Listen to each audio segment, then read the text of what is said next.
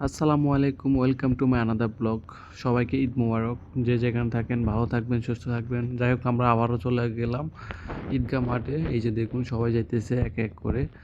যাই হোক, অনেক মানুষ ওইখানে আছে, সবাই নামাজ পড়তে চলে আসতেছে। যাই হোক, সবাইকে আমার পক্ষ থেকে ঈদ মোবারক। এই যে দেখুন, আমি অলরেডি চলে আসতেছি। অলরেডি নামাজ শেষ হয়ে গেল। এই যে দেখুন, নামাজ শেষে সবাই কোলাকুলি নিয়ে ব্যস্ত। আর যাই হোক, অনেক ভালো লাগলো নামাজটা শেষ করার পরে। সবাইকে ঈদ মোবারক। আর এই যে দেখুন, কোলাকুলি নিয়ে সবাই ব্যস্ত, সবাই নিয়ে সবাই সবার মতো।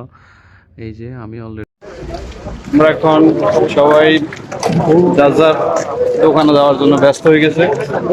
আমি এক নাম্বার, আমি 2 নাম্বার তুই।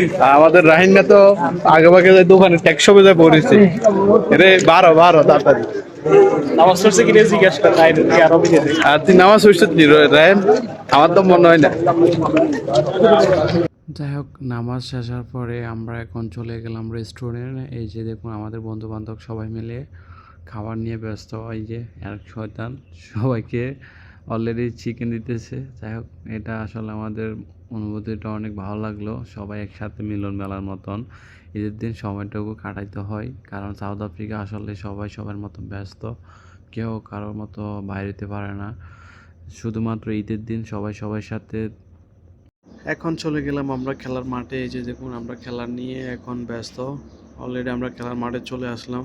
আজকে আমরা সবাই মিলে একটু ফুটবল খেলবো। এই যে দেখুন, ওখানে বসে রয়েছে সবাই, আর এখানে আমরা খেলা নিয়ে ব্যস্ত।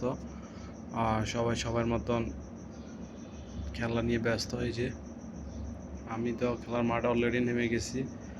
আর আপনাদের